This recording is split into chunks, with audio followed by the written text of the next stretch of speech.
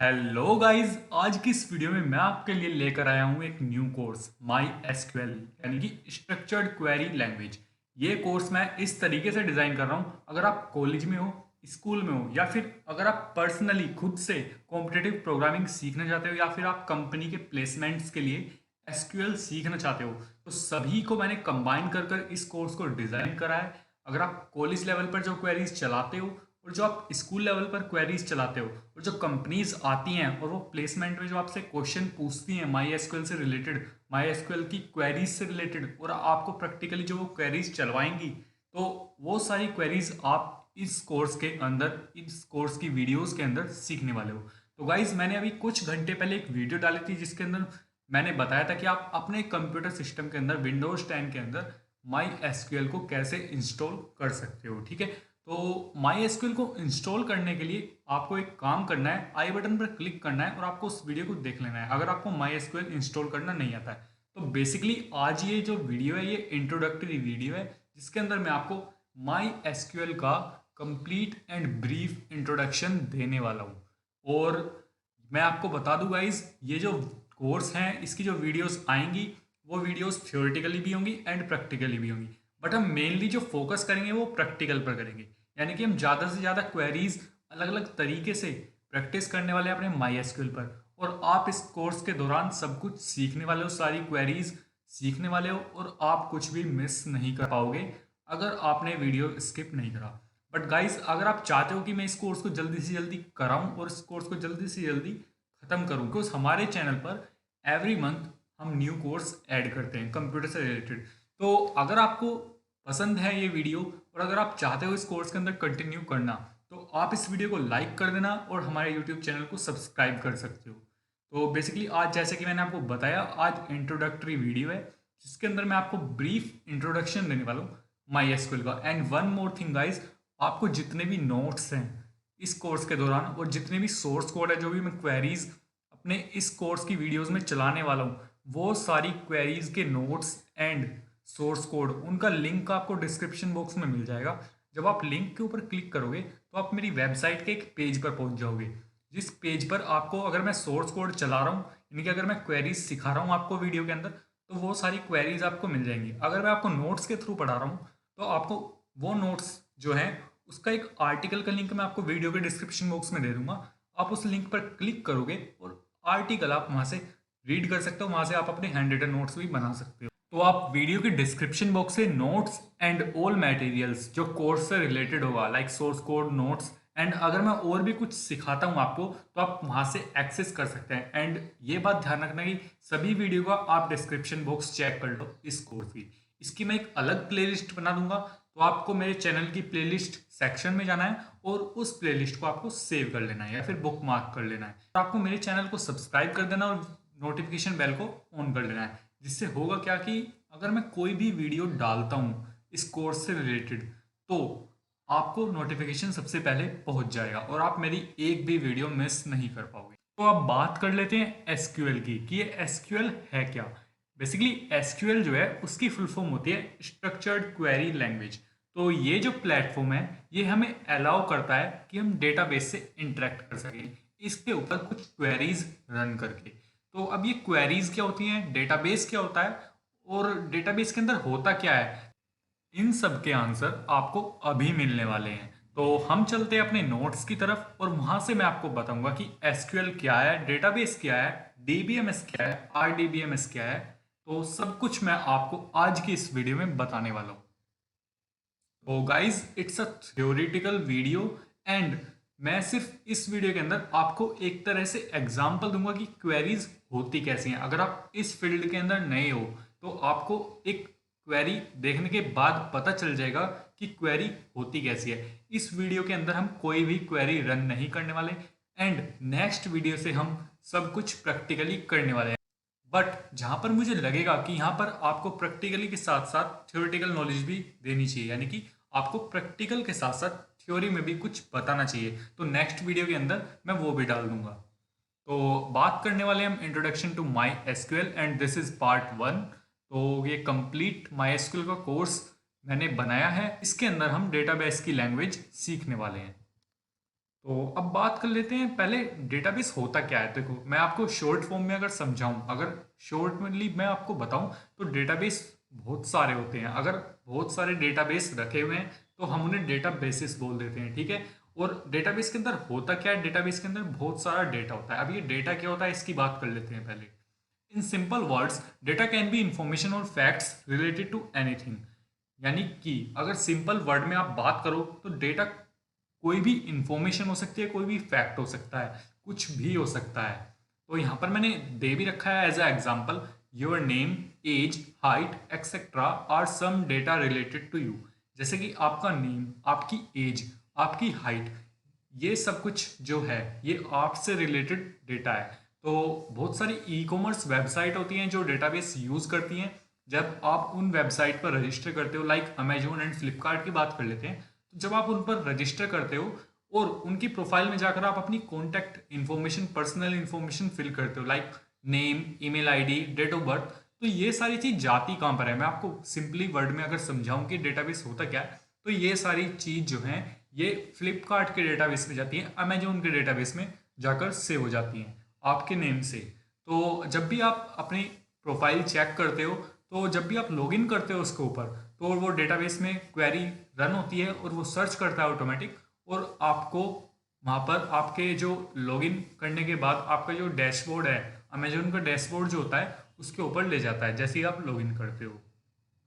तो ये सारा प्रोसेस होता है और बहुत बड़ी बड़ी कंपनीज जो हैं वो डेटाबेस को यूज़ करती हैं, लाइक फेसबुक, गूगल और अमेजोन, फ्लिपकार्ट, और जितनी भी बड़ी बड़ी ई कॉमर्स कंपनी हैं और जो टेक्नोलॉजी कंपनी है, ये सभी कंपनी डेटाबेस को यूज़ करती हैं। तो क्वेश्चन आता है अब दिमाग में कि जो डेटा है ये सिर्फ नेम, हाइट, एज यही हो सकता है। तो यहाँ पर लिखा है, in the early days of computing data consisted mainly of text and numbers. तो अगर हम पहले की बात करें तो जो हमारा डेटा होता था वो टेक्स्ट या फिर नंबर्स में होता था। However there are different types of data in modern day computing. तो अब हम मॉडर्न डे में, अब हम न्यू जनरेशन में, तो आज की जनरेशन में जो डेटा है वो होता है such as audio, images, graphics and video. Audio file में डॉक्यूमेंट्स, ग्राफिक्स, वीडियोस, तो ये सारा जो होता है ये हमारा डेटा होता है। आप अपने फ्रेंड को, किसी को भी कोई भी फाइल सेंड कर रहे हो तो वो एक डेटा है। आप किसी को वीडियो सेंड कर रहे हो व्हाट्सएप पे, वो एक डेटा है। आप किसी को फेसबुक पर इमेजेस सेंड कर रहे हो, वो एक डेटा है। और जिसके अंदर ये बहुत सारा डेटा स्टोर होता है उसे बोलते हैं हम डेटाबेस। अब डेटाबेस पर आ जाते हैं, इसे और अच्छे से समझ लेते हैं। Databases are everywhere but you never see them. तो यहाँ पर लिखा है डेटाबेसेस सभी जगह हैं लेकिन आप उन्हें कभी देख नहीं पाओगे। तो बिल्कुल सही बात लिखी है यहाँ पर। अब आप सोचोगे कि ऐसा कैसे हो सकता है, क्योंकि हमने तो फेसबुक का डेटाबेस देखा है, आप ये बोलोगे। आप बोलोगे कि हमने तो गूगल का डेटाबेस देखा है वीडियोस के अंदर। तो देखो, जो आपका स्मार्टफोन है, जो आपका फ़ोन है, उसके अंदर आप कॉन्टैक्ट सेव करते हो, ठीक है। तो वो जो कॉन्टैक्ट्स हैं वो फ़ोन की मेमोरी के अंदर से होते हैं। तो वो फ़ोन का एक डेटाबेस है, वो एक फ़ोन की कॉन्टैक्ट बुक है जिसके अंदर आपके सारे कॉन्टैक्ट सेव होते हैं। इसी तरीके से आपके फ़ोन के मैसेजेस, वो भी आपके स्मार्टफोन के अंदर जो सेव होते हैं, वो एक फ़ोन की मेमोरी होती है, एक फ़ोन का डेटाबेस होता है। तो इसलिए यहाँ पर ये टर्म लिखी हुई है, databases are everywhere but you never see them. They are hidden behind tools and services that you use every day. तो यहाँ पर उसी के साथ एक और लाइन लिखी है, they are hidden behind tools and services that you use every day. यानी कि ये जो डेटाबेसेस हैं ये टूल्स के और सर्विसेज के पीछे रहते हैं, छुपे हुए रहते हैं, जो आप डेली यूज करते हो। तो जैसे कि मैंने आपको बताया, आपके कॉन्टैक्ट्स, आपके स्मार्टफोन के अंदर आपका एक कॉन्टैक्ट का ऐप होता है, एक एप्लीकेशन होती है। जब आप उसे ओपन करते हो तो उसके अंदर एक ऑप्शन होता है सेव कॉन्टैक्ट। तो आप फोन मेमोरी के अंदर भी सेव कर सकते हो, सिम कार्ड के अंदर भी सेव कर सकते हो। तो हर किसी का अपना एक डेटाबेस होता है। तो बेसिकली ये एक टूल है, जो कॉन्टैक्ट आपकी एप्लीकेशन है और उसके पीछे एक डेटाबेस है। तो उसके अंदर जो भी आप सेव करोगे कॉन्टैक्ट, अगर आप फोन मेमोरी के अंदर सेव करते हो तो आपके जो कॉन्टैक्ट की इन्फॉर्मेशन है वो फोन के डेटाबेस के अंदर चली जाएगी, ठीक है। इसी तरीके से आपके मैसेजेस सेव होते हैं। The database is a systematic collection of data. अब ये डेटाबेस होता क्या है, उसे अगर आपको एक लाइन में डिफाइन करना हो तो आप ये बोल सकते हो कि the database is a systematic collection of data. तो ये इसकी एक परफेक्ट डेफिनेशन है। It is structured and organised in a meaningful way. और ये स्ट्रक्चर्ड होता है और इसे ऑर्गेनाइज करा जाता है एक मीनिंगफुल तरीके से। तो गाइज, डेटाबेस ये होता है। आई होप आपको डेटाबेस और डेटा दोनों अच्छे से क्लियर हो गए होंगे। अब बात कर लेते हैं डीबीएमएस की। ये डीबीएमएस क्या होता है? Database management system also known as DBMS. तो डीबीएमएस की अगर आप फुल फॉर्म देखोगे तो डीबीएमएस की फुल फॉर्म होती है database management system. Is a collection of programs that enable user to create a database, access the database, manipulate the data। तो देखो, अब आप डेटा जो है उसे बनाते हो, आप माई एसक्यूएल पर क्वेरीज रन करते हो और क्वेरीज को मॉडिफाई करते हो और क्वेरीज चलाते हो किसी भी टेबल को मॉडिफाई करने के लिए, उसके अंदर से डेटा को डिलीट करने के लिए, अपडेट करने के लिए और डेटाबेस बनाने के लिए। आप एसक्यूएल के ऊपर बहुत सारी क्वेरीज रन करने वाले हो इस कोर्स के अंदर। तो ये सब कुछ जो आपको अलाउ करेगा। तो अगर मैं आपको इन जनरल लैंग्वेज, अपनी लैंग्वेज में एक एग्जांपल दूं, लाइक आपका स्मार्टफोन, अगर आप उसके अंदर कोई भी इस कॉन्टैक्ट जो है उसे क्रिएट करते हो, ठीक है, तो ये जो कॉन्टैक्ट को क्रिएट करना, कॉन्टैक्ट को मॉडिफाई करना, यानी कि कॉन्टैक्ट को एडिट करना और कॉन्टैक्ट को डिलीट करना, ये सब कुछ जो अलाउ करता है, ये करता है डीबीएमएस, हमारा database management system. It also provides protection and security to the database. और यही डीबीएमएस डेटाबेस को प्रोटेक्शन एंड सिक्योरिटी प्रोवाइड करता है। In short, DBMS helps in managing and organising data efficiently. और अगर आप शॉर्ट में देखो तो डीबीएमएस जो है वो हेल्प करता है डेटा को मैनेज करने के लिए और उसे ऑर्गेनाइज करने के लिए इफिशिएंटली। तो अब डीबीएमएस के बाद एक और टर्म आ जाती है हमारे पास, आरडीबीएमएस, जिसमें बच्चे बहुत ज़्यादा कंफ्यूज होते हैं, जिसको भी आज तक डीबीएमएस और आरडीबीएमएस के बीच में डिफरेंस क्लियर नहीं हुआ है। तो मैं गारंटी के साथ बोल सकता हूँ आपको आज इन दोनों के बीच में डिफरेंस क्लियर हो जाएगा और लाइफ टाइम याद रहेगा। तो बात कर लेते हैं डीबीएमएस की वर्सेस आरडीबीएमएस की, ठीक है। The database contains files, documents, spreadsheets, photos etcetera, while relational database management system RDBMS contain tables. ठीक है, तो देखो बहुत सिंपल सा यहाँ पर जो मतलब है कहने का वो ये है कि आपका जो डेटाबेस होता है, यानी कि वो कंटेन करता है आपकी files like documents, photos, spreadsheets, images etcetera, ठीक है। और जो आरडीबीएमएस होता है like relational database management system जो होता है वो कंटेन करता है टेबल्स। तो अगर कोई e commerce website database use कर रही है और वो टेबल की फॉर्म में, टेबुलर फॉर्म में डेटाबेस यूज कर रही है, जिसके अंदर आपकी जो डेटा है, आपकी जो पर्सनल इंफॉर्मेशन है, वो जाकर सेव हो जाती है उस डेटाबेस के अंदर एक टेबुलर फॉर्म में, तो वहां पर जो है वो आरडीबीएमएस यूज हो रहा है, यानी कि relational database management system. Also relational databases have a certain relation between the table. और रिलेशनल डेटाबेसेस जो होते हैं उनके जो टेबल्स होती हैं उनके बीच में एक रिलेशन होता है। एंड अब आ जाते हैं हम अपने मेन टॉपिक पर जो कि है एसक्यूएल। बात कर लेते हैं व्हाट इज एसक्यूएल, ये एसक्यूएल होता क्या है। तो जो बच्चे पुराने हैं, जिन्होंने पहले से एसक्यूएल पढ़ा हुआ है, उन्हें तो इसके बारे में पता होगा, इसके बारे में नॉलेज होगी थोड़ी बहुत। बट जो इस फील्ड के अंदर नए हैं और जो अपना करियर स्टार्ट करना चाहते हैं इस डेटाबेस फील्ड के अंदर, जो डेटाबेस इंजीनियर बनना चाहते हैं और अपनी प्लेसमेंट कराना चाहते हैं किसी कंपनी में इस लैंग्वेज के थ्रू, तो मैं आपको बता दूं SQL stands for structured query language. तो एसक्यूएल की फुल फॉर्म यहाँ है structured query language. It's a query language that let's you interact with the database. और ये एक ऐसी क्वेरी लैंग्वेज है जो आपको अलाउ करती है कि आप डेटाबेस के साथ इंटरेक्ट कर सको। अगर डेटाबेस में कोई टेबल है तो आप क्वेरी रन करके उस टेबल को एज आउटपुट अपने माई एसक्यूएल पर देख सकते हो। अगर डेटाबेस के अंदर कोई टेबल आपको अपडेट करनी है, कोई इंफॉर्मेशन अपडेट करनी है, तो आप क्वेरी रन करके एसक्यूएल के ऊपर उस टेबल को अपडेट कर सकते हो, आप डिलीट कर सकते हो। और ये सब होता किसकी वजह से? डीबीएमएस, डेटाबेस मैनेजमेंट सिस्टम की हेल्प से, जो कि आपको अलाउ करता है डेटाबेस को क्रिएट करना, मैनिपुलेट करना और डिलीट करना, ठीक है। और ये सब मैं आपको अभी बता चुका हूँ थोड़ी देर पहले। तो आप जो क्वेरीज यूज करने वाले हो उस क्वेरी का मैंने यहाँ पर एक एग्जाम्पल लिखा है। You use queries to do so, here is an example. तो एक क्वेरी मैंने यहाँ पर लिखी है जो आप यूज करने वाले हो। यहाँ पर एक क्वेरी लिखी है सेलेक्ट स्टार फ्रॉम यूजर्स। तो इस तरह की क्वेरीज आप लिखने वाले हो। And one more important thing guys, जब भी आप क्वेरीज लिखोगे माई एसक्यूएल के अंदर, सभी क्वेरीज के एंड में आपको सेमी कोलन लगाना है।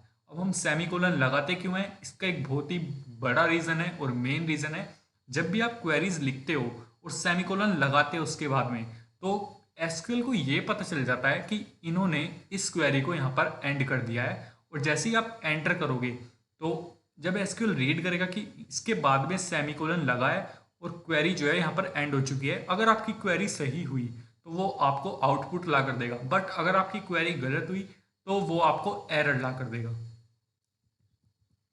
The query above returns all the rows and columns from the users table. तो ये जो मैंने क्वेरी लिखी हुई है सेलेक्ट स्टार फ्रॉम यूजर्स, अब ये जो क्वेरी है ये आपको सारी रोज एंड सभी कॉलम्स को एक टेबल के अंदर जो होती हैं उन्हें ला कर दे देगी, जो कि यूजर्स की है, जिस टेबल का नेम है users. Next let's go over why SQL is such an important skill to run. तो अब बात कर लेते हैं कि एसक्यूएल जो है वो एक इम्पोर्टेंट स्किल क्यों है, हम इसे सीखना क्यों चाहते हैं, ये इतना इम्पोर्टेंट क्यों है। अब इसकी बात कर लेते हैं। Why learn SQL? Many argue that SQL is the most useful technical skill to learn in general. Here's why. It's valuable across many roles. You will seem like a superhero. It's not going anywhere. तो first point की यहाँ पर बात करते हैं। It's valuable across many roles, whether you are a coder or in a product analysis, marketing, operations, question answer or even sales, SQL will make you life easier.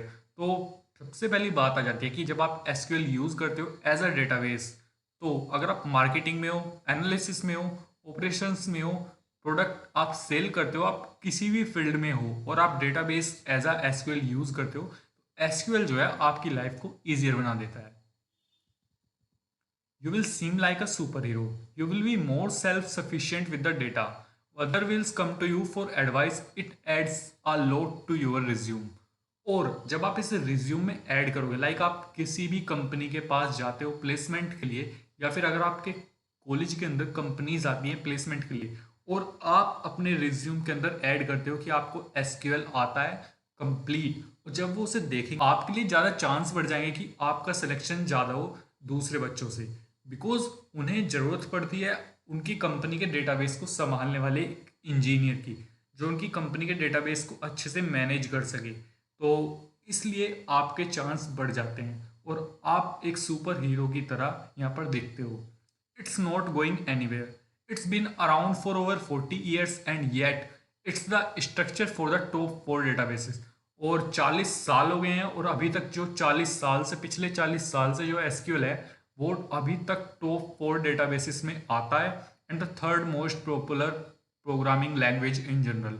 और जो SQL है, structured query language है, वो third most popular programming language है इस world की। आप समझ ही सकते हो अब कि एसक्यूएल जो है हमें क्यों सीखना चाहिए और ये कितना ज़्यादा इंपॉर्टेंट है।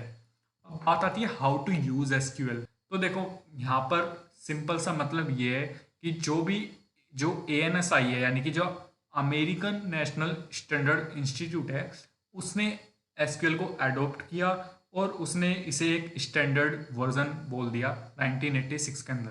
तो अगर आप कोई भी लैंग्वेज लिखते हो ANSI में, कोई भी क्वेरी लिखते हो, तो वो किसी भी फ्लेवर के साथ वर्क कर सकती है, किसी भी लैंग्वेज के साथ कनेक्ट हो सकती है। तो सिंपल सा मतलब यहाँ पर ये है।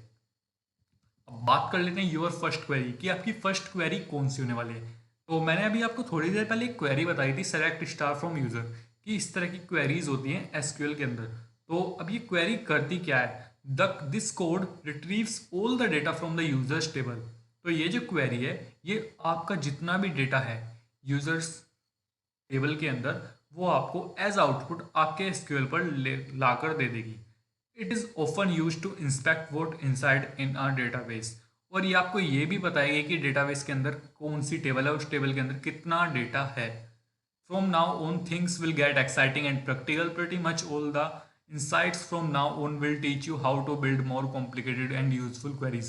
और गाइज मैं आपको बता दूं आगे से जो वीडियोस आएंगी, यानी कि अभी ये पार्ट 1 है, पार्ट 2 से जो वीडियोस आएंगी उसके अंदर हम प्रैक्टिकली सारी क्वेरीज को चलाने वाले अपने MySQL पर, बिल्कुल बेसिक से लेकर एडवांस तक सारी क्वेरीज सिखाऊंगा। कनेक्शन कैसे होते हैं टेबल्स के बीच में, जॉइंट्स, सब कुछ बिल्कुल डिटेल में बताने वाला हूँ। ऑपरेटर्स का यूज कैसे होता है, टेबल कैसे क्रिएट करते हैं, डेटाबेस को कैसे देखते हैं, कैसे क्रिएट करते हैं, कैसे मैनिपुलेट करते हैं, किस तरीके से अपडेट करते हैं। तो ये सब कुछ हम आगे वाले कोर्स वीडियोस में देखने वाले हैं। तो गाइज मुझे प्लीज़ यार वीडियो के कमेंट में कमेंट करके ज़रूर बताना कि आपको वीडियो कैसा लगा। और अगर आपको वीडियो अच्छा लगा हो, इन्फॉर्मेटिव के साथ साथ इंटरेस्टिंग भी लगा हो, तो यार प्लीज़ वीडियो को लाइक कर देना और चैनल को सब्सक्राइब कर देना। मिलते हैं हम अपनी नेक्स्ट वीडियो में।